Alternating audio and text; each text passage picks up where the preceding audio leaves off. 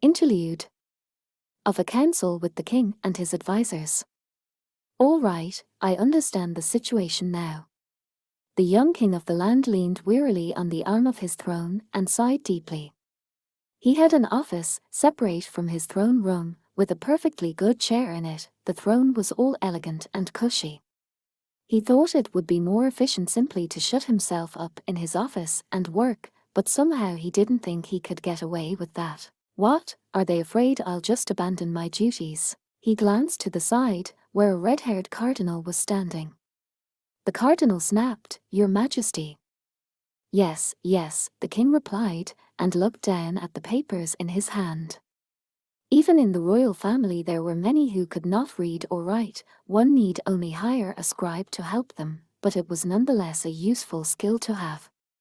He wished he could funnel a little more money into proselytization for the God of knowledge, but, well, best focus on the task at hand. So just when we thought the real action was the unrest in the east, we find out the army of evil had their base in our own territory all along.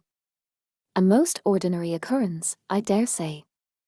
Hence, why we never seem to have enough money or resources. It seemed like the most common thing in the world.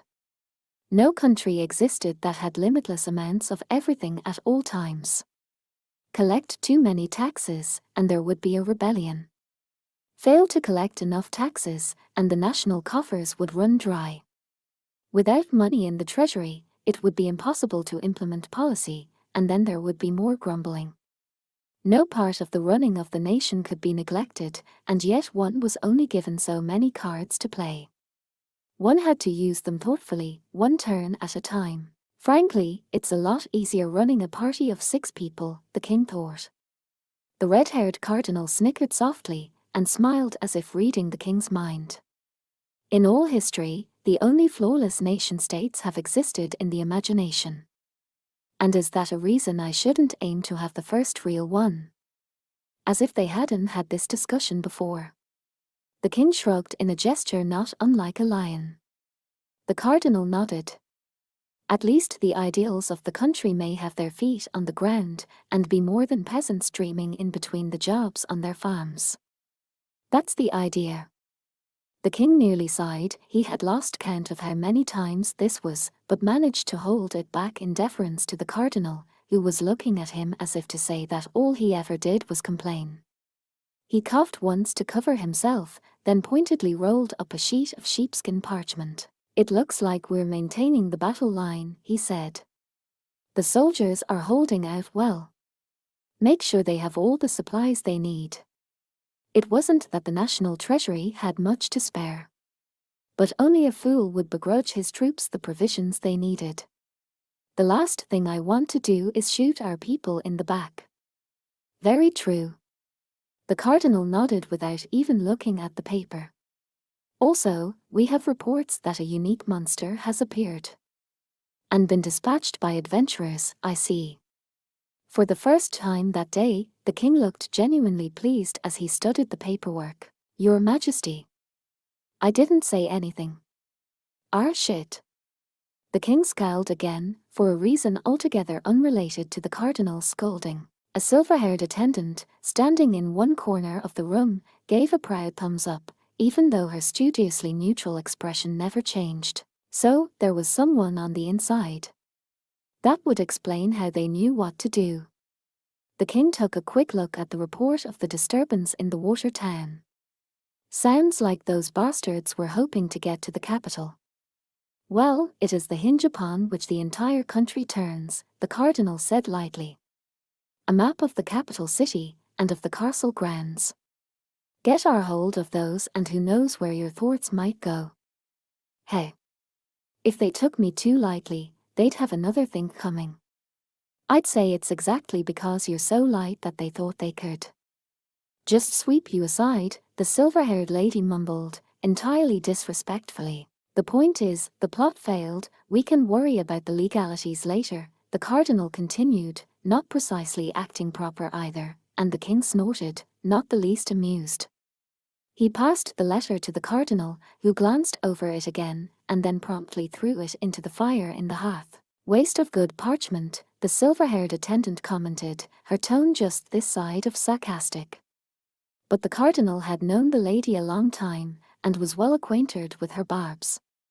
He shook his head firmly and said, couldn't have the report destroying itself automatically.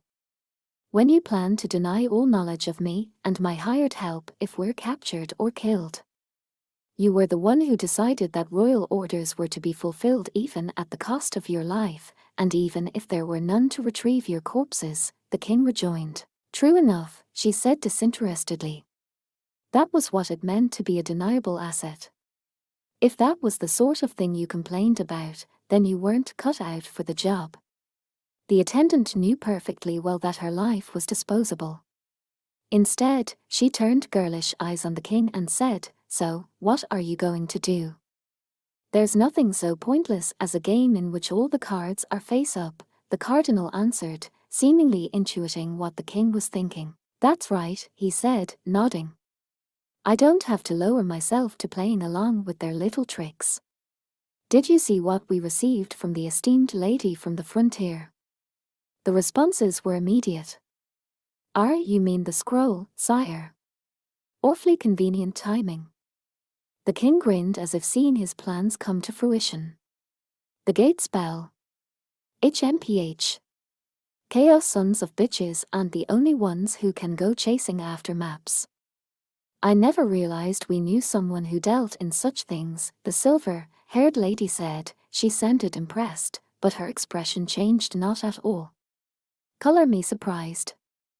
Many are the secret sages in this world, the great magicians of scant renown, spellcasters of skill unknown, and hermits, the cardinal said. Nobody knows what lies in the deck, though many purport to. The king crossed his arms and grinned like a wild beast, as if he were staring down the forces of chaos even then. So, all we can do is cut the deck. Find some excellent cards, something powerful, with which to put an end to the game. The young, silver-haired lady crossed her arms in front of her chest, a most unladylike gesture, and added with the conviction of a veteran soldier, then we'll need a diversion. Yes, I should think so. An entire army. A small unit. Small numbers, the king said promptly. I'll leave the personnel decisions to you. But well-known people, if possible. You got it. The attendant nodded and worked her way gracefully out of the throne room. Or perhaps it was only because they were accustomed to the way she moved that they could discern the grace. To someone not so accustomed, it would have seemed she simply vanished, like a shadow. Get the army underway, too. This is a major battle. We need to draw the enemy forces out of their base, as many of them as possible. As you command, the cardinal said with a respectful bow of his head. That ought to do the trick. Use the army as a distraction, while a picked force struck the vital point. The enemy would be expecting that, no doubt, so the small force would have to split up to attack. One ought to strike where a wild card was expected, but not letting your enemy know which one was the wild card. That was the key to strategy. Committing one military force after another was to throw good after bad. But only if things didn't work out for you. To commit your forces when you knew what the enemy's strength was, that was in fact good strategy. This had been the immovable principle ever since the hero in shining chain mail had changed the war game forever. Good after bad, that, they told you, was what you had to avoid. But maybe they should have said, unless the time is right. The thought came upon the king quite suddenly, and he found it very congenial. To leave everything to his subordinates and advisors would itself have been the behavior of a foolish ruler. And who will we send on the job, Your Majesty? Let's see, here. Distinguished adventurers would be ideal. Silver, at least. They were looking to infiltrate an enemy base and topple their leader. So some dungeon delving experience would be a must. And it wouldn't be feasible to get in and out of this situation with the sword alone. Some magical ability was called for. Then, too, the infiltration party couldn't be discovered. Absolutely no more than 6 people could go. Adaptability was another requirement. The enemy might bring any number of ploys to bear, so the members of this mission should have experience with a wide variety of monsters and combat situations. It wasn't just about who went and what level they were, either. They would need a panoply of items and gear at the ready, all of which was to say, the leader would have to be someone capable of bringing and holding together such a guerrilla force. And above all, they would have to be able to act immediately. All right, then. Majesty. When the king jumped up from his throne, the red-haired cardinal greeted him with a tone of complete resignation. The young ruler, of course, was not the least bit interested in listening to him. Perhaps the best thing that could be said of this king was that he would always decide for himself whether to heed any exhortations. Let them call him a throne warmer who spent all his time mulling over how to make his lands more peaceful. If they wished to say he was a good-for-nothing who'd come up from being an adventurer, let them see if they could stand up to a good punch from him. If he told those people, fine, they could run the country. They would turn tail and run. Such people were simply full of themselves, convinced that they were smarter and more accomplished than anyone else. But what did he care? If it was an honor even to be punished by the king, it must surely be a dishonor to be brought low by the third son of some poor knight. Summon the captain of the royal guard. And the palace wizard, too. They must be getting bored. Majesty. Oh, don't worry, the king said, and smiled in what he thought was a reassuring manner. You get your stuff together, too. Your fire staff, and the ice chain mail. Maybe I should call the others, as well. Biggest thing to happen to us in a while. For the first time that day, the red-haired cardinal let out a sigh. It seemed the report from the water town was the way the king intended to deal with all his built-up frustration. Now, what to do about it? Excuse me, calmer, a probing voice broke in from a corner of the throne room. There she stood, her posture erect, her clothing perfectly fitted to the shape of her body, the aluminum sword at her belt, female merchant. HRM, the king grunted, upset of course to have someone rain on his parade.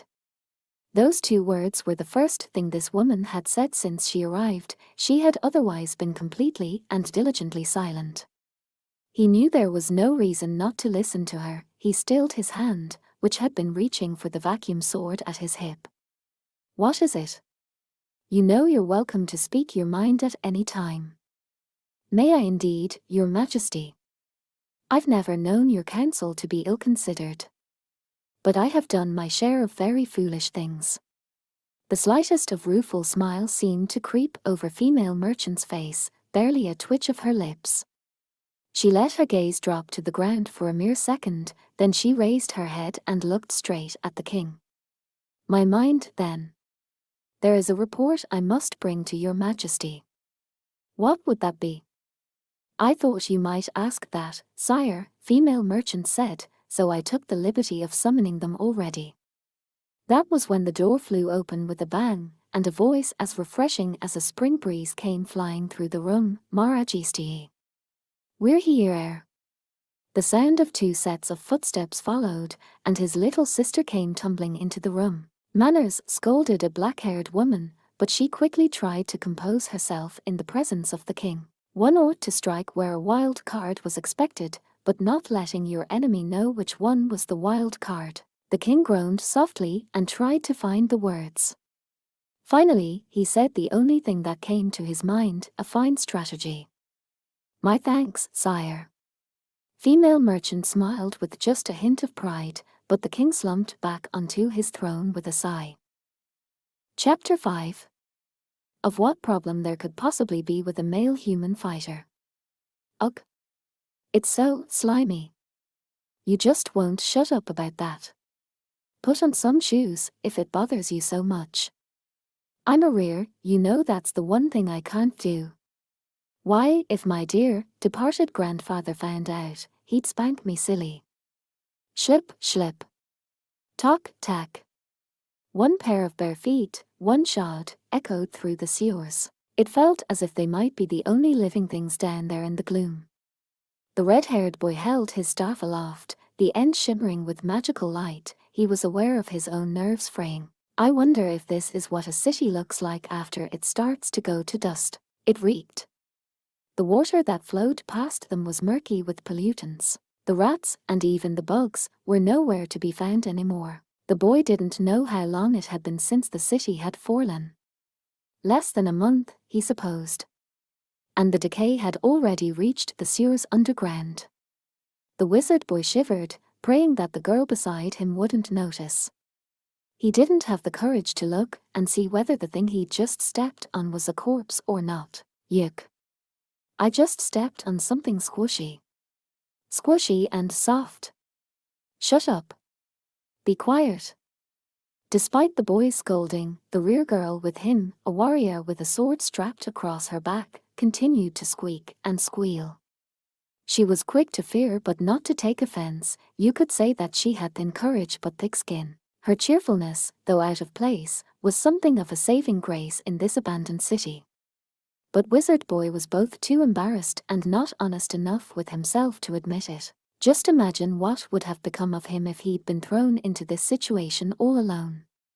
It wasn't a pleasant thought. I can think of some other people who would be a lot more suited to this sort of place than we are. Wizard Boy's offhanded grumble brought an expression of genuine weariness from Rear Fighter. Yeah, those rats and those bugs were so big. And then there were those slimes. Oh, I don't like them. There were many opponents in this world who couldn't be handled simply by swinging a sword around. The fact that some of those opponents were just sewer dwellers was beyond pathetic. All right, pipe down. I'm gonna give the signal. Yeah, I know. By the time she whispered this to him, she had already slid her sword smoothly from its scabbard. Any old time. The two of them had reached the far end of the sewer, where the brackish water slipped out of sight. The sewers had been created by humans or dwarfs or somebody else, but what lay ahead was different. The water flowed under the rocks, off to become the tributary of a great river somewhere. The boy studied the water, dark as ink. In fact, he practically glowered at it, and lifted his shining staff. He waved the staff twice, then 3 times, big, sweeping motions as if it were a brush and the light were paint, and he was drawing in the air. After making this portentous movement a couple of times, stirring the empty air, he waited a moment, then repeated the process. An onlooker might not have known what he was communicating, but it would have been clear that he was communicating something. One thing, however, would have puzzled any observer. Namely, who could there be to receive a signal from the far edge of a polluted stream in a dead city? Nothing happened. No shit. Wizard Boy groaned, wishing he could run away from this moment. He couldn't, however, so he didn't. Instead, he bit his lip and repeated the movements with his staff a 4th time, and then a 5th, desperately sending the signal. There was no response, not that he even really knew what he was hoping for. I don't guess maybe you've got the order wrong or something.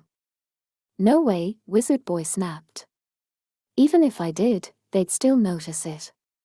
Yeah, but, Rear Fighter started to say something, then stopped. Offering only a fur and a click of the tongue. She could complain all she wanted, but even the lackadaisical Rear understood that if nothing happened, then you had to do something about it yourself.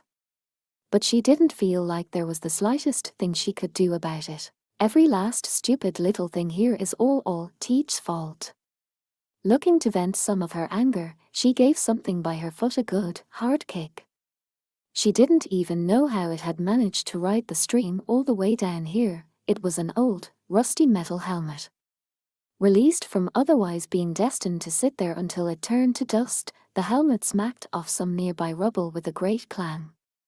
It rolled into the water, ploosh, leaving behind it only the echo of the impact. Oops. Har har.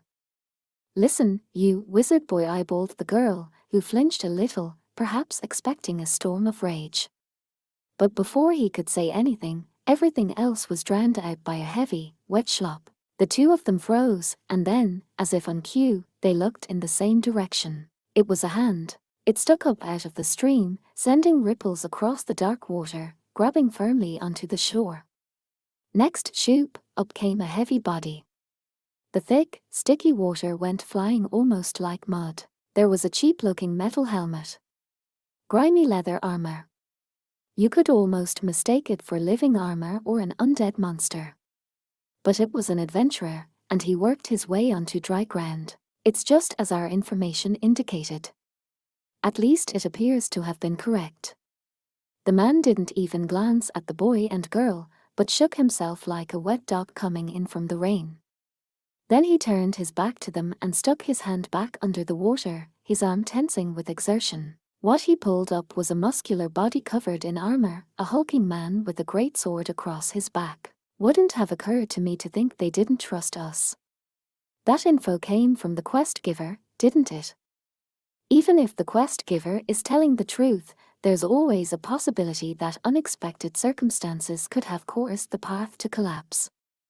There was a possibility, but it didn't happen, did it? So, no problem. Indeed, the first man said, his metal helmet nodding up and down. No problem. It's nothing but problems. This came from the third and final form to emerge from the water. This person jumped out of the river as smartly as a salmon, even the ripples he made looking neat and attractive. He was a handsome man who had somehow managed to sling a spear across his back, and the moment he was on land, he held up his sopping hair. It's great that you have rings that let us breathe underwater and all, but I never want to wade through a river of sewage again. Did the rings not do their job? Not the point. I see. The man in the middle helmet, Goblin Slayer, nodded, sounding somehow slightly disappointed. We will have to find ourselves another way home, then. Not the point, either. I'm not just saying this for my own amusement, or forget it. Oh. Hey there. Sorry about all the noise. While Spearman tried to sort out his hair, Heavy Warrior managed to spare a glance at the boy and girl as he checked his equipment. The two kids, watching in some amazement, found themselves pinned to the spot by his look. Then again, you wouldn't have to have been a born coward to feel the same, seeing this group emerge from the water. It only lasted a second, though. Heavy Warrior came over to them like a lumbering bear, then squatted down so he could look them in the eyes. So, we've linked up, just like we planned. And you guys got your stuff done safely. Nice work. His voice was rough, but his tone was kindly. He patted them each on the shoulder with his powerful hand. It was almost painful, but also exhilarating. Well, you know. Wizard Boy sniffed as if quite pleased with himself, and even Rear Fighter puffed out her generous chest proudly. These rookie adventurers had earned praise from a silver. It didn't happen often. Which meant, maybe this adventure was just a little bit over our heads. The rear girl's whisper cut to the heart of the matter, but the boy greeted it with a snort. He couldn't admit that he had been thinking the same thing. It would simply be too embarrassing. Another city destroyed. It was not, of course, at the hands of goblins. Any adventurer who said it was would be a laughingstock. Only the thoughtless or the ignorant believed goblins were as threatening as all that. Anyway, you didn't need goblins to destroy a city. There was an endless array of monsters in the four-cornered world who could do that. A dragon attack would do the trick, or a rampaging giant, or a dark elf's plotting, or a demon's domination, or, at specific times and in certain cases, all of these things at once. Such occurrences were common enough in the never-ending battle between order and chaos. But there wasn't a god, ruler, or adventurer who wouldn't try to do something about it. Adventurers, for example, would find out exactly what monster had destroyed the city, and then go try to pay it back in kind. So, we find ourselves with not one, not two, but three such devil-may-care adventurers. And what were these three doughty daredevils? MHF, MHF, MHF, male human fighters all. The kind of party that would make an onlooker grin, or put their hand to their forehead, or look up at the ceiling, but here they were to try themselves against this ghost town. They had been told that another party had gone ahead to do some investigating. As such, they ought to link up with that party and see what they had found out. Via a familiar, they agreed to set a meeting place, but where should it be? For that matter, how were they supposed to get in? This was different from doing reconnaissance, or even from going in to topple the leader of the place. In theory, they could simply kill the guards and everyone else they encountered, then they would certainly not be spotted in a practical sense. More realistically, though, they would need to conserve their resources as they infiltrated the area. Heavy Warrior had accepted the quest, and Spearman had agreed to go.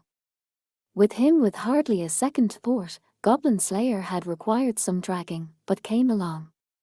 3 heads together were said to be as good as having the God of Knowledge by your side, but the conclusion they came to was, so, we will traverse the sewers to gain access, yes. Seems like it's got the best chance of success. Just have to be careful our gear doesn't get washed away. You've gotta be kidding me. Like so, they dove into a river, walking along the bottom, until they were finally able to pull themselves up onto dry ground again. It was the sort of thing adventurers with countless quests under their belts were perfectly used to, and they immediately set about checking over their equipment. They would hate to fumble things at some critical moment because their gear was fouled up with gunky water. One could do nothing to influence the gods of fate and chance, but that was no reason not to be prepared. You really had breathing rings. I got my first from someone I knew long ago.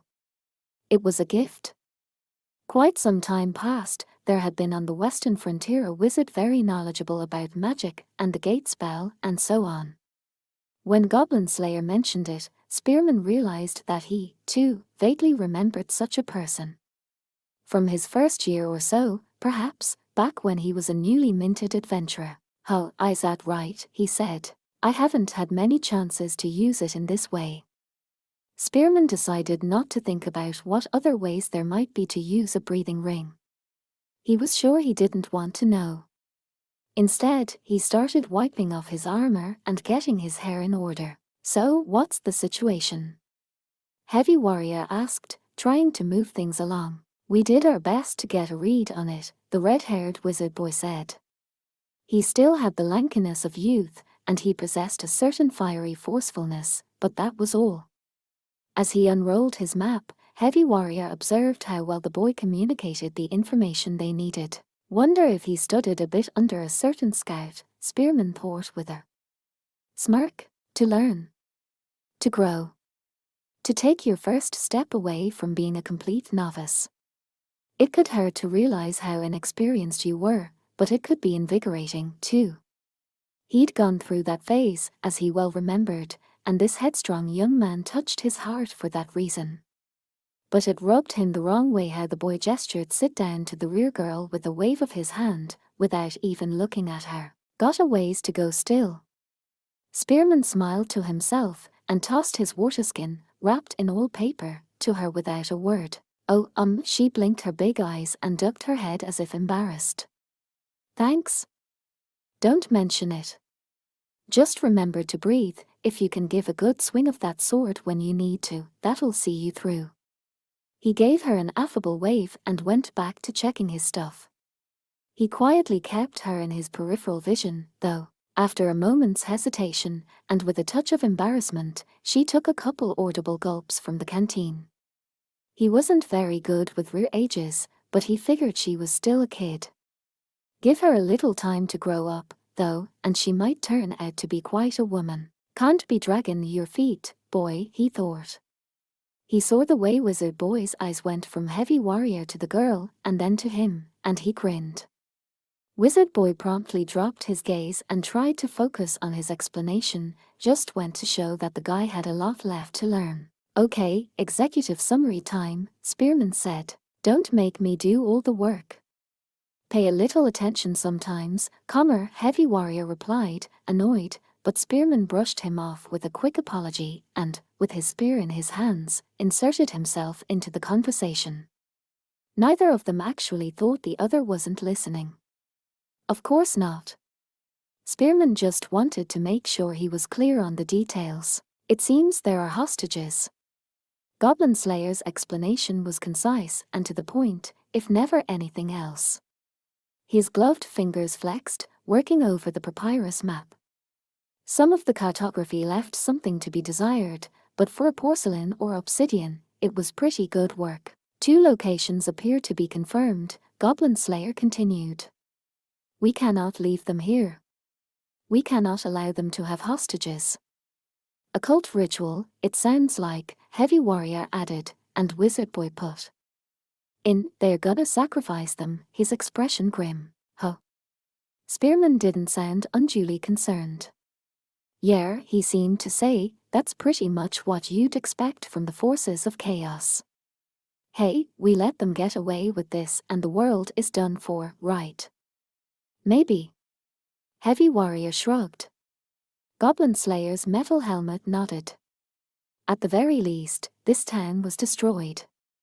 Meaning failure's not an option on this adventure. Tough spot. Captives, sacrifices, hostages, the point was, there were 2 places with people who had been captured. Spearman tapped a point on the map with the butt of his spear, asking if this was where they currently were, and Goblin Slayer nodded. Well, then, how about we just follow the road?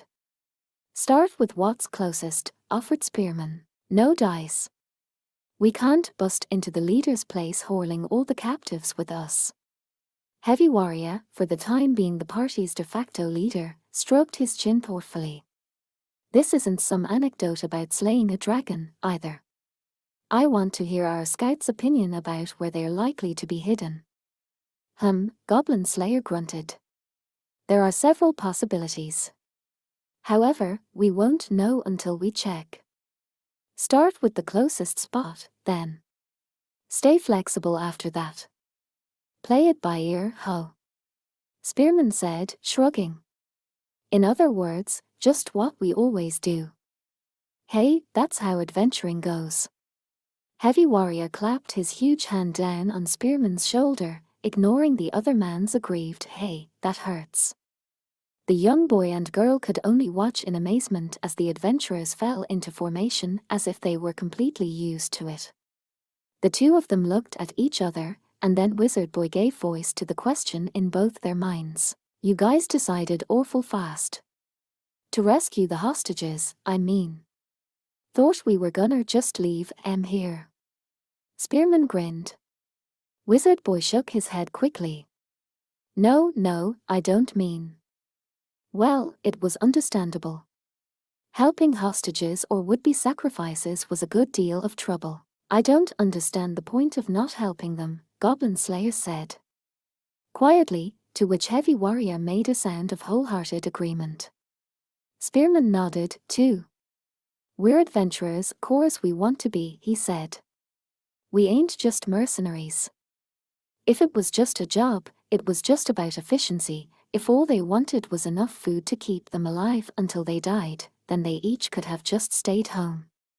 They could have been farmers, or slaves, or prostitutes, all regular folks who lived out their days without incident. But they were looking for something else. That was what had led them all to become adventurers. Of course they wanted to avoid danger if they could. They weren't eager to die. And yet, when all you think about is efficiency or profit or advantage or whatever, when that's the only thing in your head, you're done for, kiddo, Heavy Warrior explained, in a tone that suggested that, as party leader, he was talking in some measure to himself as well. You start to look at everyone, your comrades, your friends, your enemies and allies and everyone, in terms of nothing but how strong they are. It was unlikely that the young man and woman quite understood what he was saying. But they grasped, certainly, that it was something important. Rear Fighter tilted her head slightly with a sound like she was puzzling over something difficult. In that case, they wouldn't really be your friends or comrades anymore, would they? And that's why it'll get you killed.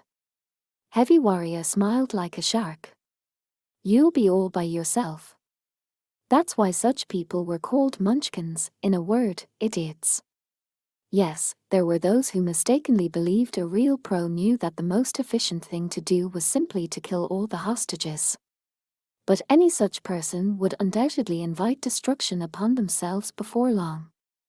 It would be impossibly selfish to think you could heedlessly abandon others and not expect to be abandoned yourself. You want to focus only on what's most advantageous or not. If that's all you're interested in, join the army.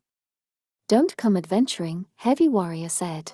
Look, there are those who can go it alone, sure, but we're not talking about the exceptions here, Spearman added, picking up on Heavy Warrior's theme and adding a little twist of his own. Almost to himself, he continued, you fight in the coolest possible way, you die, and they make a song out of you. That's what I became an adventurer for, anyway. That was reason enough to help any hostages. This was the truth for them. For these adventurers, Goblin Slayer didn't say anything. He simply grunted, and then let out a true enough. Perhaps the only person who could have guessed at his expression hidden under that helmet was the girl from the farm. Listen up, Spearman said in an achingly light tone, pounding the grimy leather armor with his fist. You oughter be thankful to me and that elf girl of yours, eh? For teachin' you what a real adventure is. I see. Damn right you do. Am I wrong? No, Goblin Slayer replied, shaking his head almost with resignation. You are absolutely right. All right, enough with the sermons, Heavy Warrior cut in, trying to cover for himself. And that was where the conversation ended. The adventurers resumed wiping down their sodden equipment, unwrapping waterproofed bundles of gear, putting everything on, and getting into formation. They lit the lanterns hanging at their hips, and their soft glow began to suffuse the gloom of the abandoned sewers. Now they would proceed, they would kill, and they would get the loot. Hack and slash was the beauty of adventuring. You kids okay getting home? Heavy Warrior asked, easily lifting his broadsword as the younger adventurers prepared to head off into the dark. Maybe we should go with them. Maybe I want to go with them. Wizard Boy fretted about it for a moment. The very fact that he was fretting was a fretful thing to him. Not long before, he would have nodded without a second thought. Back when he had just become an adventurer. But what about now? No, I can't. There was the issue of how many spells he had left. How tired the girl beside him was. Enemy strength. Enemy skill. He'd just been told not to look at things purely in terms of power, or points, or advantage and disadvantage. But from that perspective, well, if they went along, at least they might make helpful meat shields. That wasn't what he wanted. Even less did he want his partner, the girl, to die that way. In any event, he should focus on getting home, not on putting up a show of strength. And so, the boy answered, we're fine, in a very sharp voice. That old fart gave me some magical paints. We just need to draw a tunnel or something, and we'll be out of here. You suck at it, though, so we might not have a real tunnel for a while yet.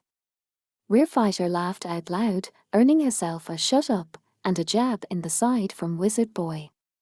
Even this only made them much more annoyed, though, because he hurt his elbow bumping it against something far more muscular than he had expected. But you guys better listen up, he shouted at the others as they turned to leave. He seemed to be letting out everything he had held in. We'll be taking on the next one, so leave some for us. There was no answer. Spearman just grinned and started walking. Heavy Warrior raised a hand without even looking back. Only Goblin Slayer stopped and spoke. Do you think you can do it, Slayer Dragon?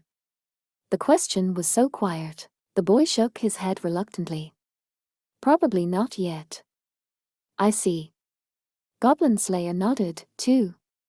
Then he thought for a moment, as if he felt he should say something. Me, neither. Hey. Do what you can. Sure? The three adventurers vanished into the sewers. The last thing Wizard Boy and Rearfighter saw of them was the light from their lanterns, and even that was swallowed up by the darkness before long. Left by themselves, the boy and girl were silent for a moment, straining their eyes against the blackness, unable to see anything. After a moment, the rear girl whispered something. With her waterskin still in her hand she said, you know, they really are cool. Yeah. He hated it, it nearly killed him, but he had to admit it was true. And they say nobody knows where the servant went. Huh. Heavy Warrior's response to Spearman didn't sound terribly interested.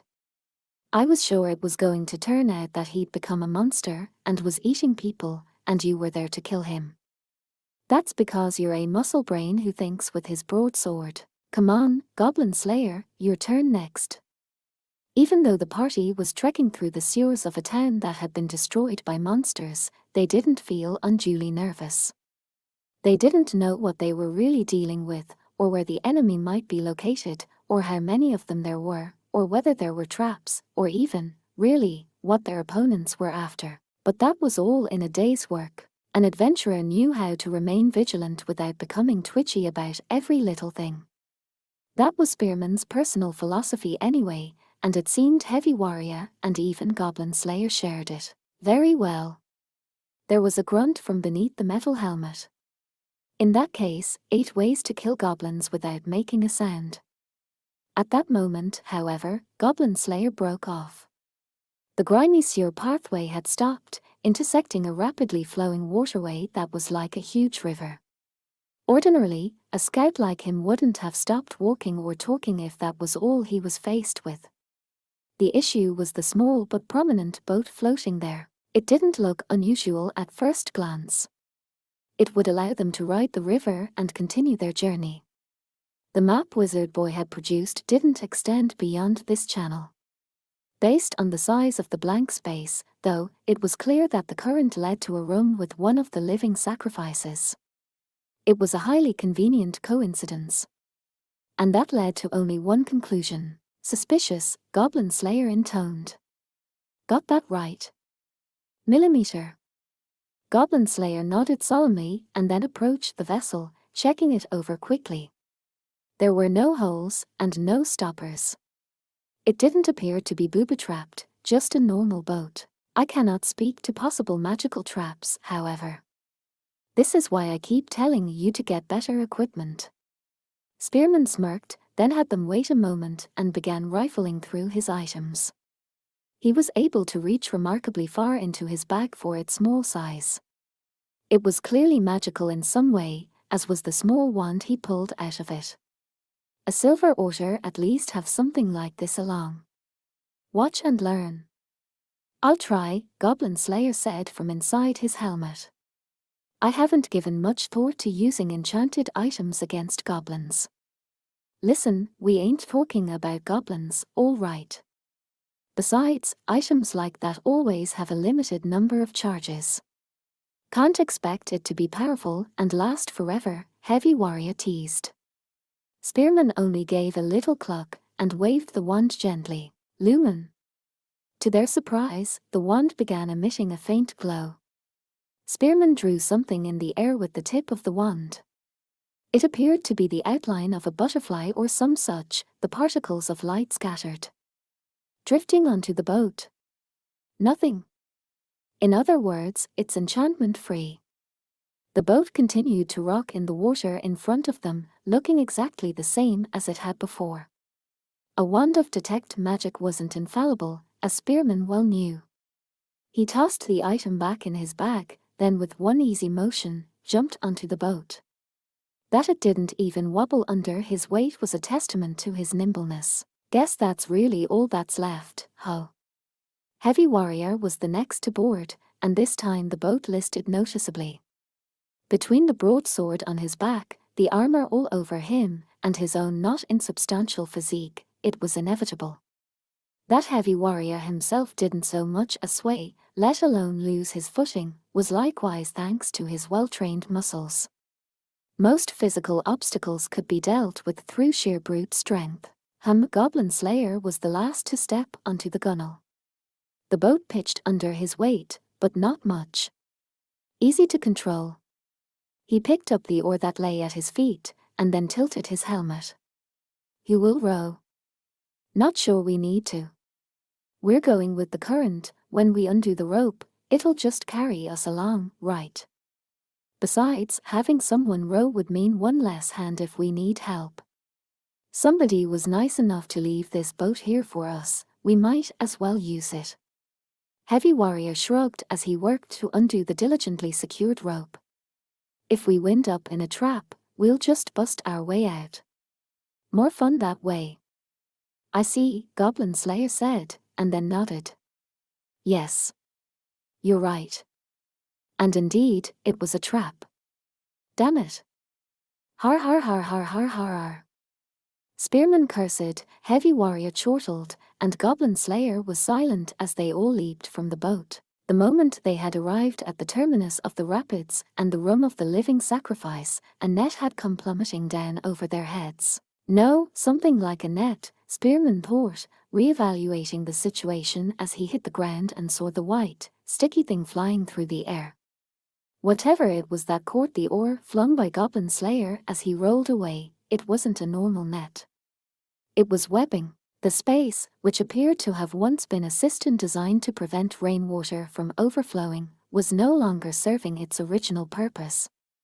At the center stood a cross of crucifixion, with an array of blasphemous words and symbols carved into it.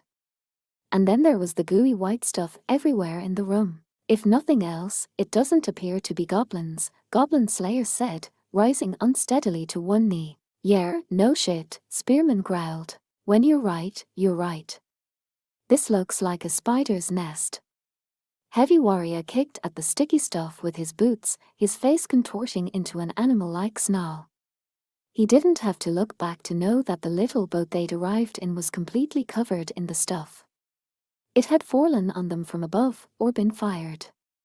They would have to work their way through the goop in order to get out of here, but the enemy wasn't going to give them the time. Yes, the enemy. They saw a pudgy man bound upon the cross, a sacrifice to be. He lacked even the strength to whimper, but there was something else there, too. Something in the subterranean gloom, in the corners of the ceiling, along the edges of the room, hiding with bated breath. Spearman didn't know whether there was really anything as ambiguous as an aura that one could detect. But his intuition as a warrior who had faced death and lived to tell the tale, time after time, in other words, his experience points, said, it's there. No question, no doubt, it was there. And the other adventurers knew it as well as he did. My teacher, my master, told me a story of encountering spiders in the dark, but it was in the way of a boast, Goblin Slayer said softly, as he sank into a deep, cautious squat. What do you think? Spearman gave a snorting laugh, thrusting his famous spear out in front of him. If I kill him in one hit, he's a shrimp. If not, he's tough stuff. Easier to fight than to plan, Heavy Warrior agreed, hefting his broadsword. Let's give it a shot and see what happens. Even as he spoke, he slashed through some of the webbing, cutting it down with an audible shoop. It couldn't precisely be said to sound like a sword racing through the air, it was too heavy a sound for that. But the gummy response from the blade was abundant proof that the webbing was stuck on it. Well, this sucks. Heavy Warrior spat, but he wasn't actually that upset about it. Why? Because he had a different role to play. The man in grimy armor ran through the dim chamber, flinging a knife that he held in his hand. The silver streak would have pierced the throat of any goblin it was aimed at, but instead it bounced off the stone floor with a dull clatter. Just before this moment, though, Goblin Slayer, looking around quickly, had called out, it's going to jump. Yer, I hear yer. The dark shape sprang upward, and Spearman took aim at the air, where there was no escape. A spider knew it. A terrible, eerie spider like something that had been torn from a nightmare, then twisted and pulled into some bizarre shape. Spider was the closest word they had for it, but if this thing was a spider, then all the other spiders of the world would cower before it. Spearman let these thoughts run through his mind as he took one step, then two, then three, getting just the right distance to throw his spear, and then bar. Clucking angrily as his vision filled with gooey webbing, just as he was about to launch the weapon. He placed one hand near the butt of the spear and gave it one good spin like a giant windmill. By the time the web went flying off into a corner of the room, the spider had hidden itself once more in the dark. It seems, Goblin Slayer said sharply, that this one is tough stuff. Damn it, Spearman growled, looking in the direction where the spider had disappeared. He might have been cursing the gods, or the enemy, or himself. Presumably not his companions. He stared as hard as he could into the corner of the chamber, but saw nothing in the darkness, and heard no sound. But the aura, or the miasma, or the feeling of the uncanny, if such things existed, Spearman was overwhelmed by them right now. Even if he hadn't been, it would have been too much to think that the monster would conveniently run away. Goblin Slayer, his sword out and his round shield up in front of him, seemed to feel exactly the same way. The three warriors spoke quickly, never ceasing to watch for the slightest hint of their enemy. "What should we do?" he asked, his voice sharp and brief. "Shall we use fire?" "Not out of the question, I guess." Heavy Warrior was picking the last strands of webbing off his sword, groaning to himself.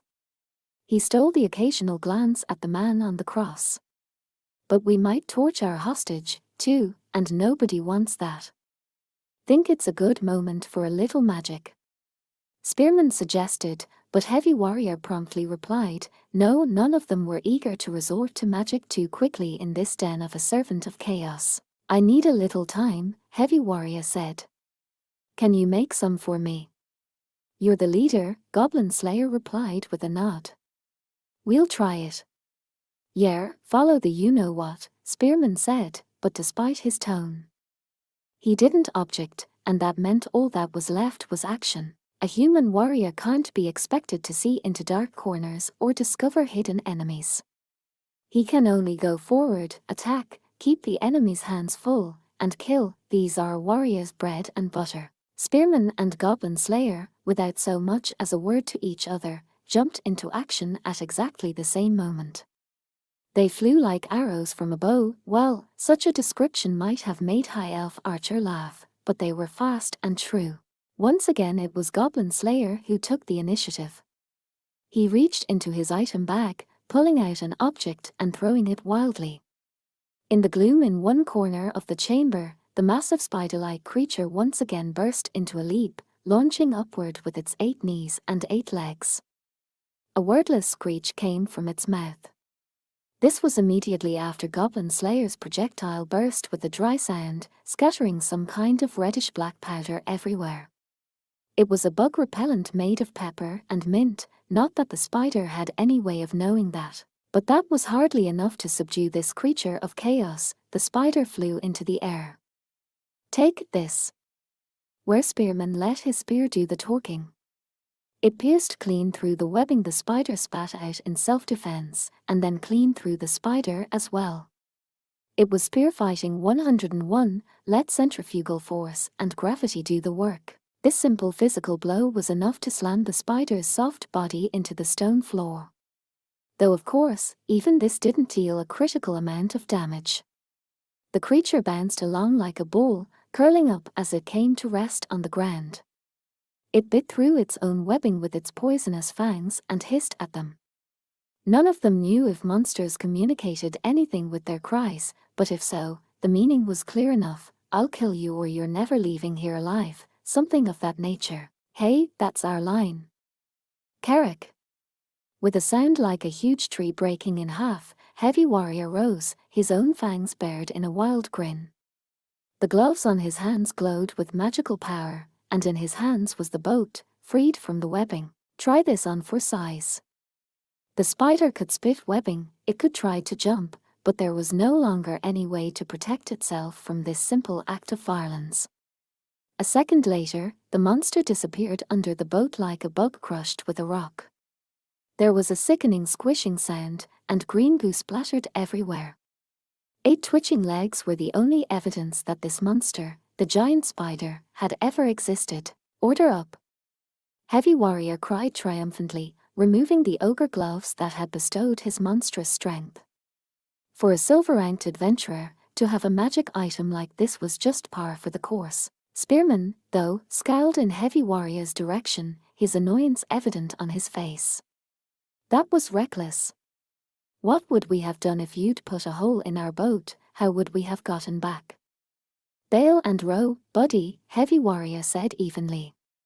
Or we could have just done the underwater thing again. Spare me, Spearman groaned. Goblin Slayer, meanwhile, was approaching the cross at a bold stride. The man bound to it was slumped listlessly, his entire body appeared swollen. He was breathing in shallow gasps, though, so he wasn't dead. That meant they could free him and find out what was going on. Goblin Slayer crouched behind the cross, using a small item of his own devising to try and pick the lock on the cuff restraining the man. Heavy Warrior watched from over his shoulder. How's it look? Think you can open it? He wasn't asking so much as confirming. No problem. Everyone in this room's been to a lot of trouble. Better see if we can get the story. Spearman jogged up to the cross so that he was in front of the man. He peered into the captive's face, observing his cloudy eyes and half-open mouth. He was alive. But that was only to say he wasn't dead. Would he be able to talk to them? Think this guy might need some healing before his gonna be in any shape for an interview. Maybe that stamina potion I bought from the receptionist would be a good idea, he was about to say, but he was interrupted by the man, who spontaneously inflated like a balloon. Huh. Then he exploded. Bits of the captive went every which way, while dark fluid spattered all around. Blood, brains, chunks of internal organs, well, if only spattering was the only thing they had done. The hunks of meat that had gone flying now began to twitch and quiver. They squirmed, crawled forward, writhed with an unmistakable will of their own, and began to slither toward the adventurers. Shit, slimes. Spearman, who had taken the full brunt of the explosion, tore a monster off his face and slammed it to the ground, then stepped on it as hard as he could. If that thing had made it down his throat, it would have suffocated him, an awful way to go. The man they had found was either only what was left of a living sacrifice, or else a sick trap. Or perhaps both. They got us good. Oh, the guy who thought this stuff up is either a genius or a complete moron. Heavy Warrior, watching Spearman try to keep both the slimes and his frustration at bay, cackled aloud. One silver lining, virtually no slimes had ended up behind the cross. Spearman was the only one who had suffered any of the impact, and he was the only one now surrounded by slimes. Well, hang in there. I've gotta get this boat back on the water before the slimes melt a hole in it. And you think that's funny? HRM. Spearman continued to wield his weapon even as he argued with Heavy Warrior. He was perfectly used to fending off slimes. Goblin Slayer had one eye on the fight, but tilted his head in curiosity. Why didn't you use that wand when you approached the cross? I told you, the thing ain't all-powerful. For example, it can't help a guy if he forgets to use it. Dumbass. The boat was safely back on the water, having avoided any holes being either punched or melted in it, and now it was skimming along nicely. The spray in their faces as they zipped along felt pleasant, defying the fetid air of the devastated town. Heavy Warrior himself was leaning easily on the gunwale. He kicked his legs out and let his body relax. How he kept his broadsword always in his hand, though, so that he could use it at a moment's notice, was suitably impressive, or perhaps we should say only natural. Yes, it was the natural thing for a seasoned adventurer to do, and as such, Goblin Slayer was no different. He sat down and let the current carry the boat. With his helmet on, though, it was impossible to discern the look on his face. Only one person looked really annoyed. It was Spearman, of course, drying his hair with a cloth. Geez, that really sucked, he grumbled. Goblin Slayer replied seriously. It didn't seem like that much of a problem to me. We have different standards, you and I. I see. Goblin Slayer might have felt he was being quite serious, but to Spearman his answers always sounded diffident, and he clucked his tongue. I see. Is that so? Yes. Yes. No wonder he drives that elf girl insane, he thought. He felt like his own vocabulary was shrinking the more time he spent in Goblin Slayer's company. Not that I really care, but somebody needs to make sure the boat keeps going the right direction. Spearman gave a defeated sigh and sat down on the floor of the boat, clutching his spear. Truly was it said that a boat left only a thin plank between a man and a watery grave, but at least they would probably have a few minutes before they drowned. 6 seconds was enough to get in a move in combat. Even in 2 seconds, there were things you could do. I don't want to turn into one of those cautionary tales about a boat capsizing while the captain and the crew are all mesmerized by candlelight or something. I have a bad feeling about this. Don't say that. Spearman scowled at Heavy Warrior's idea of banter, then gazed ahead at the waterway, which seemed to go on forever. Okay, so where's the next sacrifice chamber supposed to be? It shouldn't take long, Goblin Slayer said succinctly. Not just anyone can be a good mapper. Some adventurers are suited to it and others aren't. Goblin Slayer seemed to have a compass in his head, even Spearman had to grudgingly admit it. If there are no problems, Goblin Slayer added. Hey, solving problems is our business, Spearman said, sounding a bit crabby. I don't like all this extra trouble, though, he thought. He noticed how the words emerged as white mist from his mouth, and added, I thought it was getting cold, guess it'll be winter soon. Feels awful early. Some wine, some firewood, a nice dinner. I'd love to be celebrating a nice, normal Yule, Heavy Warrior said. But we're crawling around in the sewers, Goblin Slayer observed. Maybe it was time to get back at him a little. You need to think of a gift, man, Spearman said with a nasty little grin at Goblin Slayer, whose expression he couldn't see. I heard, you know. You really give her a bag full of money that one time. No, Goblin Slayer said, the helmet moving slowly back and forth. Not long ago, I gave her a dragon scale. So it had come to dragons. Spearman snickered in spite of himself. This guy had goblins on the brain, and what did he claim to run into? It was fake, right? I mean, how much did you pay? I found it, he replied.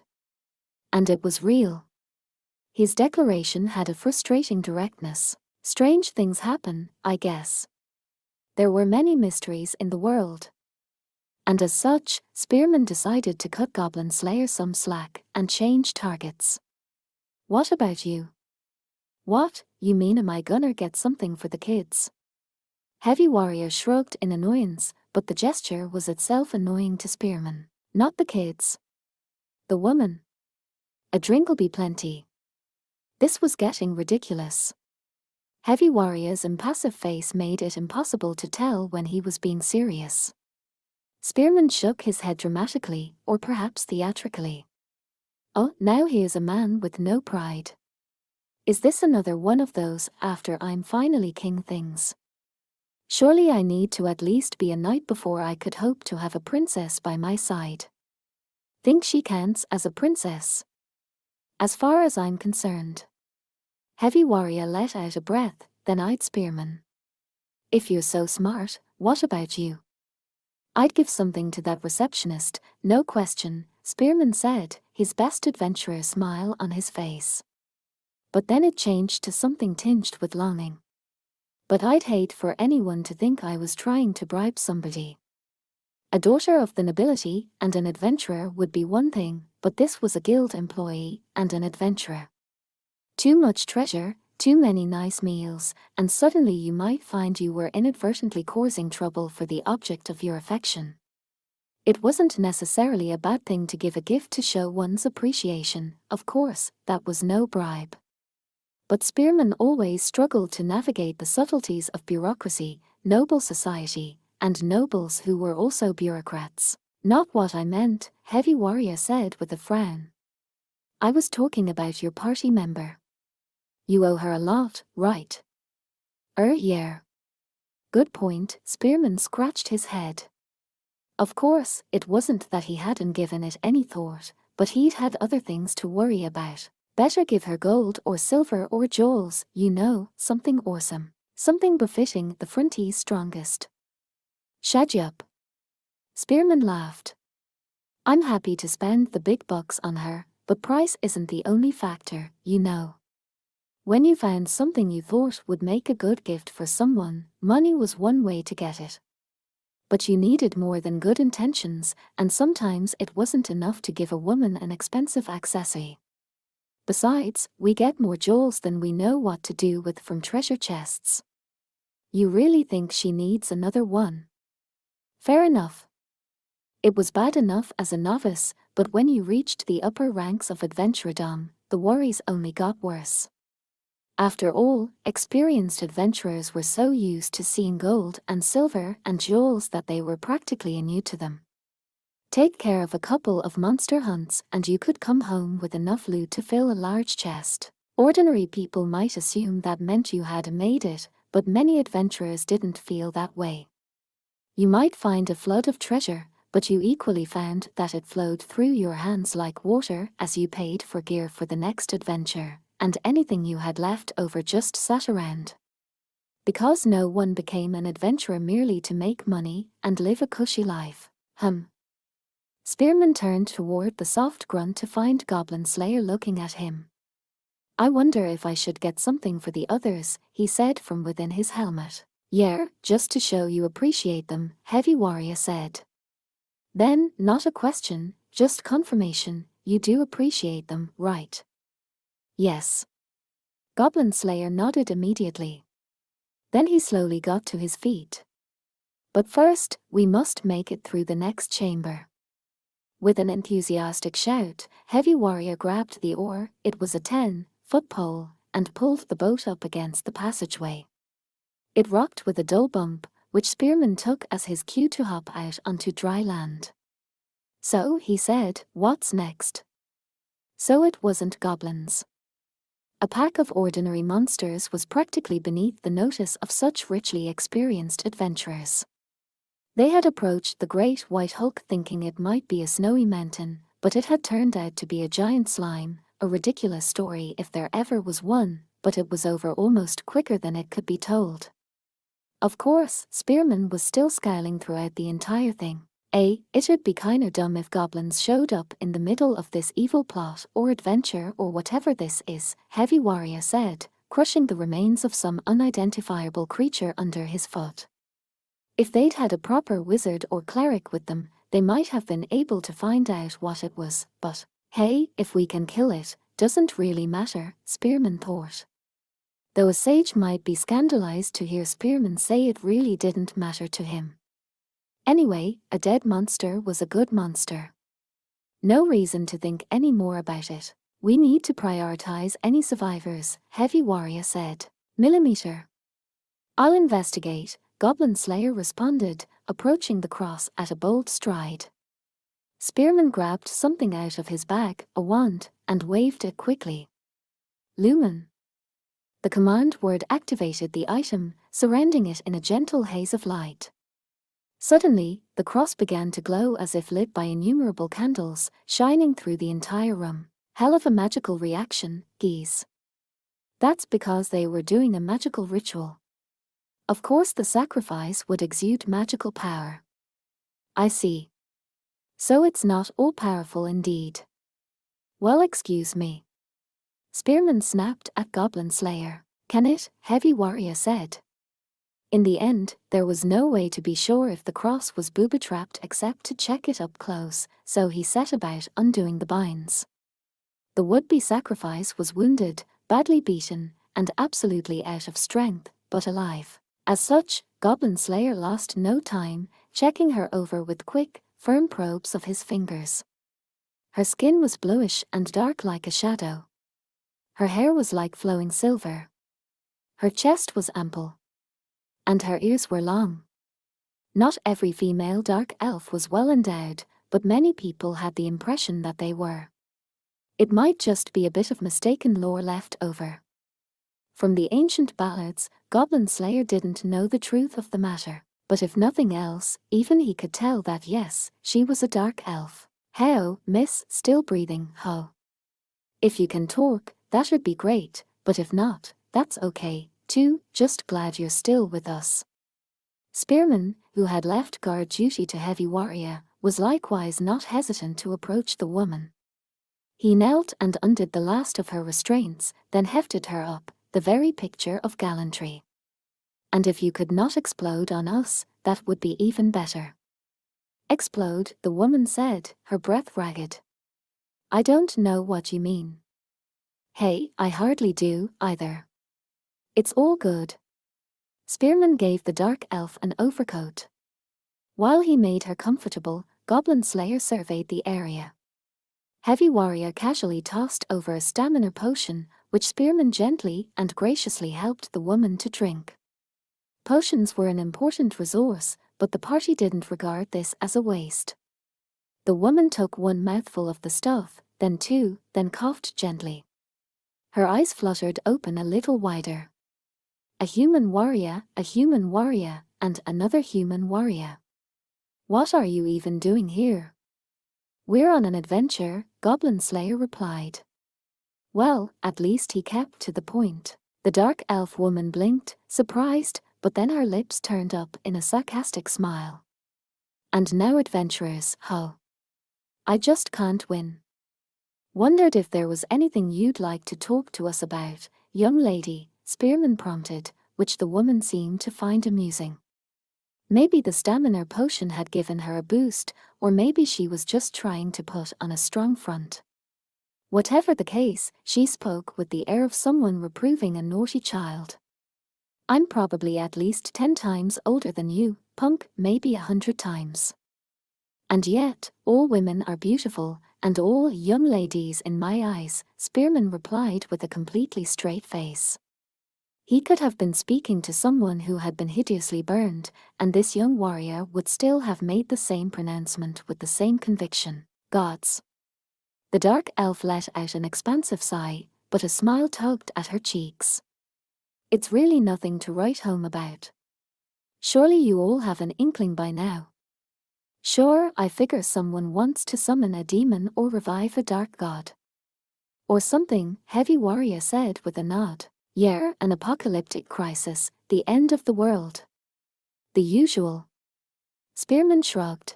I have at least confirmed that it's not goblins, Goblin Slayer remarked. The dark elf let out a breath, not quite the sigh she'd sighed a moment before.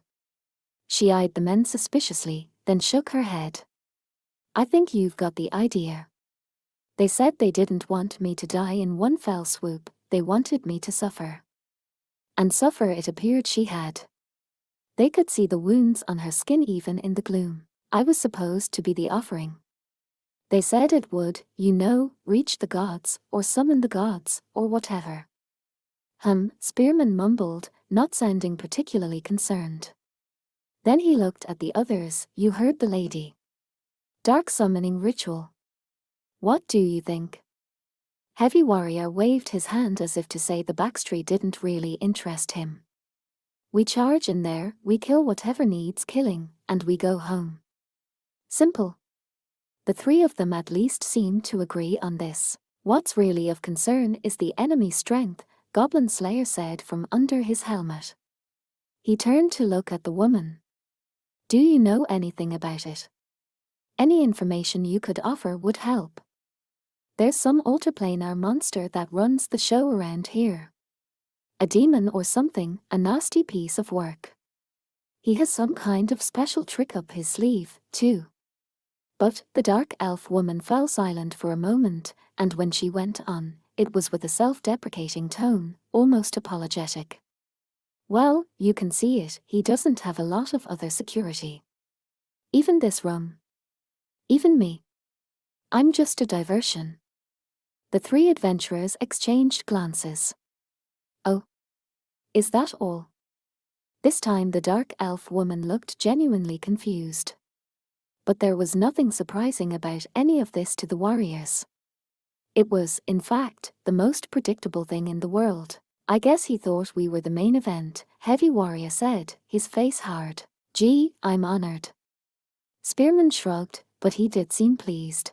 Goblin Slayer didn't say anything, presumably because he thought there was no need. It was the reaction of men who had long ago accepted the fact that they were no heroes, and weren't bothered by it in the slightest. Nothing said you had to be a hero. Nothing said life was pointless if you weren't. In fact, some people went the opposite way and tried to claim that heroes themselves were meaningless. But it was those who stood at the very forefront of all the nameless warriors, which included these three, who were the heroes. That was what made heroes so admirable.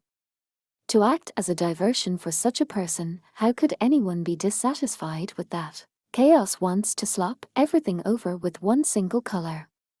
Order paints with all the colors of the rainbow, the dark elf woman said melodically, looking up at the stars. The tune was elegant, but not in quite the same way as that of a high elf. It was a beautiful melody that seemed born of nature itself. So perhaps we should switch their names around. That is mere wordplay, Goblin Slayer said, dismissing the woman's idea. Changing their names wouldn't change what they are, nor what he closed his mouth and swallowed the words he had been about to say. After a moment, he resumed slowly, what we have to do. There's lots of people who don't understand that. And I'm sick of going along with them, the dark elf woman murmured, then narrowed her eyes. I'm going to live my own life, my own way, she said softly. Although she added, that's if you're going to let me out of here alive, of course. Hey, we already gave you a stamina potion, why would we kill you? Heavy Warrior said with a shrug. And someone so lovely, no less. Spearman added. Goblin Slayer was silent. That was enough for the dark elf. She didn't know if she ought to sympathize with having one's plans upended by adventurers who thoughtlessly charged straight in, or if she found it laughable. She got to her feet, stumbling slightly, and then cast the overcoat around her into the air. Best of luck, adventurers. Surely you'll accept such good wishes even from me. The voice was a whisper in Spearman's ear. Then, naked, the woman receded into the dark, until it seemed she had never been there. Once the coat had settled to the floor, there wasn't so much as a silhouette left in the subterranean darkness of the sewers. So it's a monster behind all this. One with something up his sleeve. Heavy Warrior said as he picked up the coat, he noticed there was no body heat in it, and tossed it to Spearman. Wonder how far we can trust her info. Everything a beautiful woman says is true, Spearman quipped, catching the coat, folding it neatly, and putting it back in that seemingly magical bag of his. It was stained with the dark elf's blood and traces of whatever had defiled her, but he paid it no mind. This coat had a purpose it served when it was of help to a good woman. And even if it isn't true, we have no way of finding out, Goblin Slayer added. Spearman heard what he thought was a quiet groan from the man. What, you got a problem? No, the metal helmet shook slowly back and forth. My plans for how and where to evacuate the captives have come to naught. At that, Spearman burst out laughing, clutching his belly mirthfully. To every dungeon, and every adventure, there is an end. Whether that's the master mage who waits in the deepest depths of the fortress, or the great warrior who rules from the highest heights of the tower. There's always a climax. We're impressed you made it this far, mortals. In the case of this adventure, the climax was this creature, this thing. It was like something out of a nightmare, freakish enough to make one doubt one's own sanity. It was, in a word, an eyeball. In fact, many eyeballs, countless eyes in a wild array, squirming and writhing over one another, all attached to one single lump of meat. But collectively they had a will of their own, reaching out pedipalps like optic nerves, the eyeball buried at their terminus rolling and leering. The single giant eye twitched constantly in every direction, a hideous grinning mouth open beneath it. Its voice seemed to echo itself, the sound had to be more than physical. The thing must have been insinuating its disgusting thoughts directly into their minds. What would you say on the threat scale, 14? Maybe if you were right in its damn house. Around here, 13. I have killed one before, but it was not easy. Hey, it ain't a goblin, right? Maybe. Somehow, faced with this creature whose name one would tremble even to speak, the three adventurers were unfazed. The thing presided over the chamber with its high ceiling, floating above a magic circle inscribed in dark blood. But a monster was a monster. If it had a body that could bleed, then it could die. There was nothing that couldn't be killed. This was a truth Heavy Warrior wholeheartedly embraced, and it had never failed him before. He grabbed his broadsword with both hands, planted his feet solidly on the stone floor, and let the strength flow into his muscles. Beside him, Spearman gave a spin of his beloved spear, then thrust the pointed end directly at the monster. Goblin Slayer drew his sword with its strange length, raised his small, round shield, and settled into a deep fighting stance. It was just what he had done since the first time he had battled goblins on his very first adventure. Ignorant fools. Do you not even have words? Might have used more of them if I ever planned on begging for my life. Heavy Warrior grinned like a shark, and the battle began. The trio rushed forward, fanning out to attack the enemy from 3 different directions. This was just the right thing to do when your enemy could use magic. A frontal assault might be thinkable if you had a big, solid shield, but the last thing you wanted was for the entire party to be wiped out by a well-placed fireball. This, though, was certainly not an enemy who was going to be undone by such basic tactics. The eyeballs that squirmed on the ends of the pedipalps blinked one after another, unleashing blinding rays of light. They lanced through the room like streaks of white paint flung from a brush. The stone floor exploded where they struck, or else began to melt and bubble. Disintegrate, death ray, and then disintegrate again. The adventurers didn't so much as cry out as they faced down the deadly beams. One of them let his armor do the talking, another trusted to his physical agility, and a third rolled along the ground. No sooner had their weapons come to bear than they scattered again. Is this thing trying to kill us? I think it is trying to kill us, I agree. Not that I care. Spearman began the banter, Heavy Warrior continued it, and Goblin Slayer brought an end to the conversation. Whose weapon struck the blow doesn't really matter here. The important part is that several of the bug-eyed monster's pedipalps went flying, severed from the writhing mass, and landed on the ground. Needless to say, the actual damage was minimal. This monster had nearly as many pedipalps and eyeballs as an ordinary person had hairs on their head. An almost limitless number. But almost limitless isn't the same thing as limitless. Things gotta die eventually, Heavy Warrior said, and it was true, but it was true of the adventurers as well. All those beams of light, get caught by one of those, and that would be the end of you. No one could survive that. For this otherworldly servant of chaos, though, they were only a patience, trying distraction, a waste of time. Imagine if you're trying to get down to work, but you notice your desk is dirty, and then when you go to wipe it off, you find it doesn't clean up as easily as you expected. You don't want to put off work in order to clean it, but leaving it dirty nags at you, too. Let's give you a little playmate, then. Thus, the servant of chaos didn't hesitate to sacrifice one of its pieces to gain the advantage. SHHMM. From deep in the darkness came an earth-shaking rumble. No, it was the sound of hoofbeats. 2, 3, 4. They sounded at regular intervals, and then their source was revealed. A Dullahan. No, not quite, I don't think. Admittedly, it looked like a Dullahan at first glance. For one thing, it didn't have any head. It was wearing armor. And it carried a sword, much like a knight. But it was substantially larger than even Heavy Warrior. The equipment it wore was of a size no human could have supported. All of it, though, was covered in dark reddish splotches that might have been rust or might have been blood. The equipment was in such disrepair, it was hard to be sure. Only the dark bluish color visible at the seams of the armor bespoke the owner's former glory. The tattered cloth, bearing the symbol Omega, that passed for a flag likewise gave no hint as to the knight's former identity. And yet, look at him. He was nothing like a run-of-the-mill Dullahan. He was what remained of a once proud warrior, one who had fought for his glory in the ancient days of the Age of the Gods. How many dozens, how many hundreds of the forces of chaos must he have buried with the blade in his hand? How brightly must he have made his name to shine among the stars? Yet now, all that was only legend, myth, here blasphemed and defiled. Now he was nothing more than a chaos marine. Is that the little trick the lady warned us about?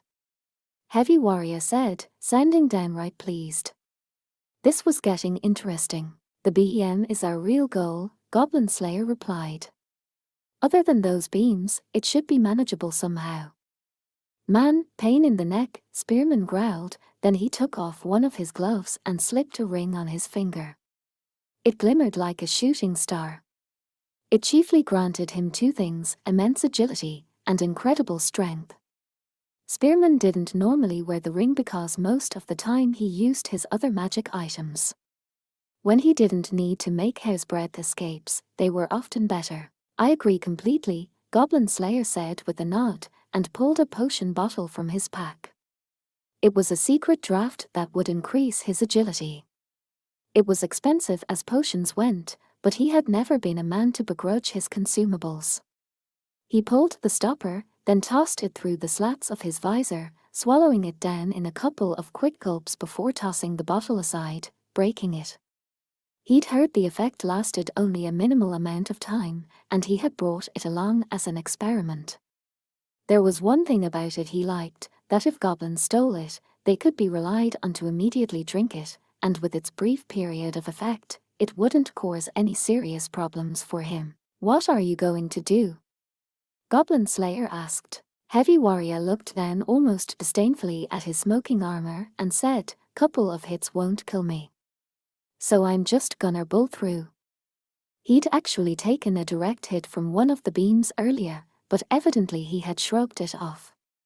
Some considered the human warrior to be the epitome of someone with no special talents, but that was just because they didn't know any better.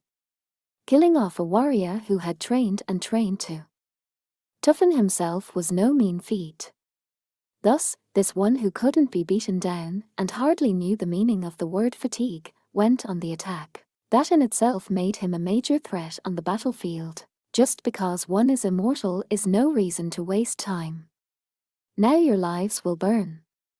At his master's command, the Chaos Marine raised the uncanny blade in his hand. It seemed to be both a hatchet and a sword at once, and it rang out with an unearthly roar. The weapon spun. It moaned. It was none other than an enchanted blade, forged by one of the great smiths of antiquity. It hungered for the flesh of its enemies, a weapon to be feared. Faced with this blade that had made its name in the dungeon of the dead, Spearman laughed. That's supposed to be my line, sucker. He charged in again. The adventurers didn't need to say a single word between them to coordinate their actions. The Chaos Marine met them head on, and the battlefield was filled with flashes of light. In the middle of it all, Spearman found time to touch his fingertips lightly to the stud in his ear. He was perfectly well aware, of course, that the eyeball monster's eye could suppress magic spells. Thus, this was the spell he used. Armor, Manger, Orfero. Gift magic to weapons. He ran like lightning between the clouds of steam and smoke rising from the flagstones, his enchanted spear biting into armor. The amber-coated cutting tip glowed with a strange light, its sharpness increased. But even this weapon wasn't quite enough to overcome the Chaos Marine's armor class. Damn, that's hard stuff. Don't worry about it, just beat the hell out of him. Heavy Warrior, for his part, must have attracted the monster's gaze, or was that multiple gazes, and taken the heat rays, for he emerged from a cloud of smoke, unscathed and closing the distance. His broadsword came down with all the force of a sledgehammer. But even that wasn't enough to shake the Chaos Marine, who stood as if made of steel. The floor was slightly scuffed where his feet had slid with the impact, but now he brought his sword howling upward. Well, now. Heavy Warrior just managed to dodge the cleaving blow. Let it be said that he just managed precisely because he was Heavy Warrior. Any ordinary person would have been cut clean in half. Spearman wove through the sparks from the strike, hopping backward to Trade places with heavy warrior. Hold your position, Goblin Slayer said. You've gotter be nuts. Heavy warrior cried, but he nonetheless threw himself into another exchange with the headless knight with all his strength. His sword met the spinning enchanted blade with an ear-splitting screech, but it never wavered and certainly didn't threaten to break. We're on different levels. Indeed. Goblin Slayer was able to take all the time he needed to find his aim. He slipped through the chamber like a shadow, then he dropped his sword to the ground and flung something with his now free hand, a fearsome throwing knife, itself twisted into a terrible shape. He released it with an underhand fling, and it went whining through the air, describing a great arc. An instant later, it had found a chink in the knight's armor, biting into his wrist. This was on a different level from the sword Goblin Slayer normally used. Was that a scream?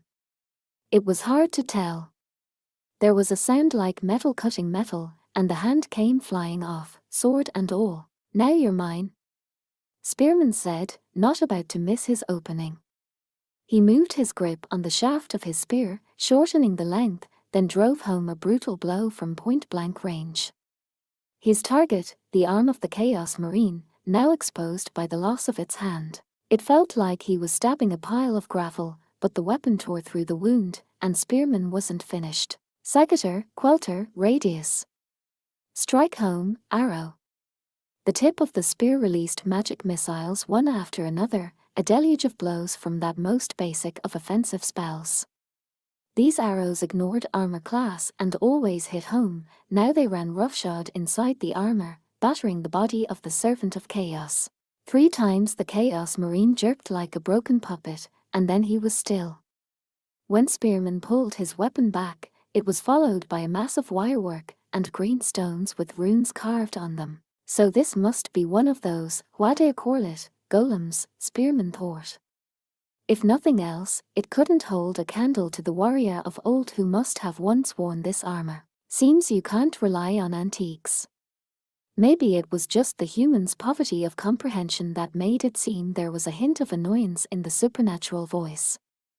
The death rays lashed out again, filling the air with their light, and Spearman avoided them by the skin of his teeth. It was thanks to his ring. Otherwise, he would have been in a world of hurt. He clucked his tongue and dove for cover behind the closest available thing, the Chaos Marine's hulking corpse. Goblin Slayer, the effect of his potion apparently having worn off, followed, and then Heavy Warrior slid in behind him. The metal of the armor, forged by the ancients, would resist both the deadly magical eye and the petrifying gaze. For the first time since the battle had begun, the adventurers were able to take deep breaths. What do you think? Goblin Slayer asked. Heavy Warrior, whose body was covered in scorch marks, replied seriously, I think it freaking hurts. I have painkillers if you want them. Nah, it'd blunt my strength.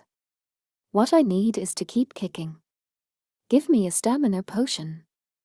Millimeter, Goblin Slayer produced a bottle from his pack. Heavy Warrior opened it and drank it down, then flung the empty vessel into the air. The instant it emerged from the safety of the armor, a bright beam of light vaporized it. You may hide and you may plot, but you cannot run from my all-seeing eye. You heard the thing. Guess we can't hide, Spearman said. He grimaced, the voice made his ears bleed. And we can't take it out in one go. Naturally, they knew they couldn't hide forever. If nothing else, the BEM would eventually move to flank them. And if they simply chased one another in circles around the armor, not only would it be ridiculous, it would become a matter of who got tired first. Goblin Slayer grunted quietly. This didn't seem like such a difficult problem to him. So, we destroy it. Sounds good. Works for me. With the strategy set, the adventurers leaped into action. Heavy Warrior had on his ogre gloves, while Goblin Slayer had wrapped cloth around his armor to prevent him from sliding. Spearman touched his jewelry again, speaking the words of the last spell it could muster. Oleum, Mare, Fatio. Birth a sea of oil. The anomaly occurred above the stones. Did the BEM understand what it was? And even if it did, Did it have time to understand why the adventurers had done it? So long as it was floating in the air, the grease spell would be completely meaningless against it. Meaningless until a vast silhouette overwhelmed the supernatural sight an instant later. Rag! Heavy Warrior bellowed, shoving the Chaos Marine's body at the monster at incredible speed. Fools! The rift that passed for the BEM's mouth opened in a hideous smirk. It need simply dodge the oncoming object. The ceiling was too low to float over it, but there was plenty of room to the left and right. Get around behind them, and that lump of metal would be a ball and chain that would slow down the adventurers. This time the BEM would flood the humans with death rays. The monster began to float, confident it had its enemy cornered. Bug-eyed idiot. Suddenly, the BEM discovered it was being driven toward the wall. Its huge eye widened in surprise. There was a dull impact. The creature never figured out that it was one of the adventurers striking a hammer blow. Get in close with the first move. Hand to hand, we've got the advantage, Spearman said as if it should have been obvious. Heavy Warrior laughed. Goblin Slayer was silent. No better time to attack than when the enemy was about to stumble right into your range. And if it was obvious where he was going to go, then you didn't even have to work for it. It was as simple as that. The BEM was stunned, but only for a second. It soon regained its bearings. The damage was minimal. But this was without question a critical moment in the fight. Be-hoo-lul. An otherworldly cry escaped the creature's mouth.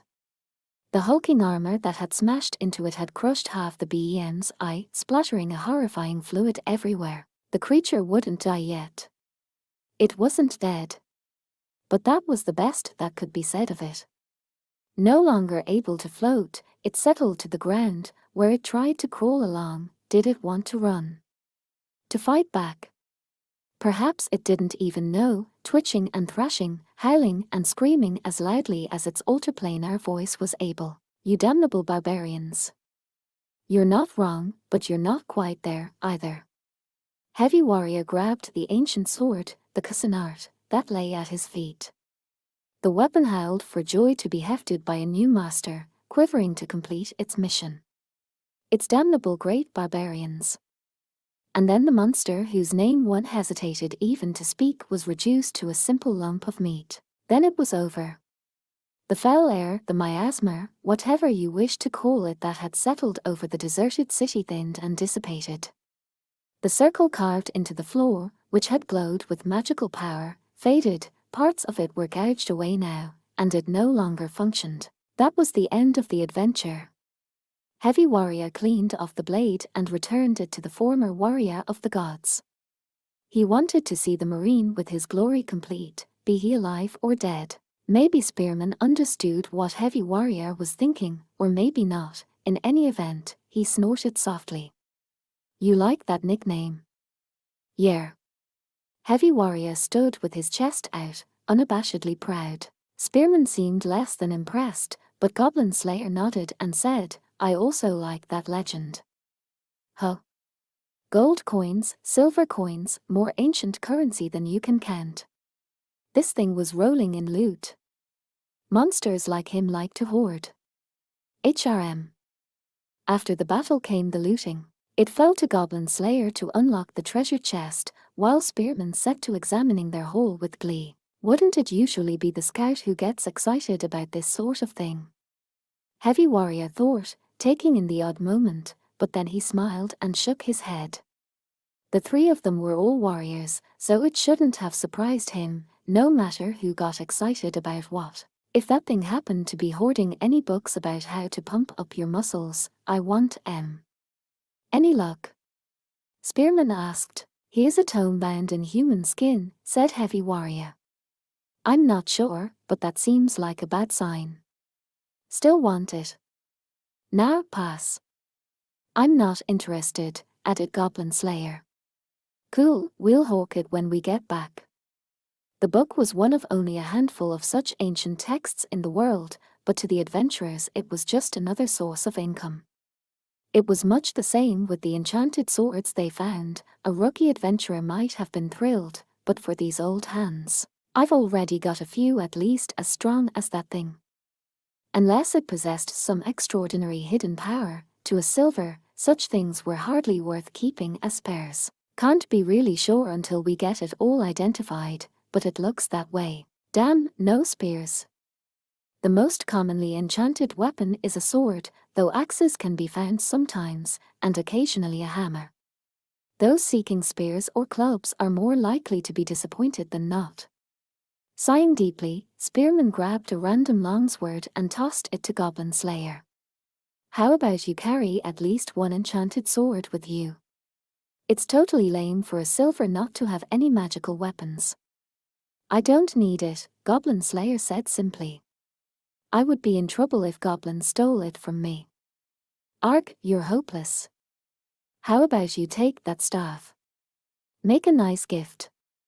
Nah, Spearman said, shaking his head in Heavy Warrior's direction. She says she doesn't need a staff. Well, that happens sometimes. Every adventurer had their own loadout. Everyone had things they wanted, that was why they went on adventures. If someone was interested in weighing the potential and merit of various weapons, then let them. As for everyone else, as long as they liked their gear, that was enough. You remember back when you started, and the smallest magical sword or spear was enough to send you over the moon? Heavy Warrior asked. Maybe it went to show how fortunate they were these days, or maybe they'd become inured. Heavy Warrior felt a twinge at the memory of his first one, when he'd stolen the weapon from a hobgoblin he was fighting. A goblin with an enchanted sword, he didn't know whether to find the incongruity draining, shocking, amusing, or delightful. He'd put off that first broadsword for a while, relying on his trusty longsword instead. He wondered what had happened to the enchanted blade. He was pretty sure he'd tossed it in his chest at the inn. Geez, all this treasure, and nothing we really need. Heavy Warrior wasn't always sure how to feel about the place at which they had arrived. They'd climbed a long way, that much was certain. But when he looked up, there seemed to be an endless way yet to go. Sheesh. Knighthood, kingship, still a dream within a dream. But does it really matter? The remark caught him by surprise. It was Goblin Slayer, who delivered his comment in his usual nonchalant tone. Did it really matter if they didn't bring home a bunch of treasure? It wasn't like they had cleared out every last chamber. And just because the ringleader was gone, it didn't mean the other monsters and traps would instantaneously disappear. And it wasn't just here underground, the undead walked the earth above as well. This former city was well on its way to becoming a dungeon. And what was more, we were told to leave it. Heavy Warrior exchanged a look with Spearman. Spearman grinned. Heavy Warrior knew he himself was grinning, too. Shortly thereafter, the adventurers set out for the surface. It felt good, rowing the boat upstream against the current of the polluted water, knowing in their bones that they had been victorious. Then they had to go under the water again, following the underground stream until they got back to land, and yes, it was a pain in the neck. But Heavy Warrior took the time to organize his thoughts as they went. He knew the boy and the girl had to be camped out, waiting for them to show up again. So, when he saw them, he would put on his proudest, coolest face, and as nonchalantly as anything, he would say, "You called it, kiddo." Just like the hero in the old story.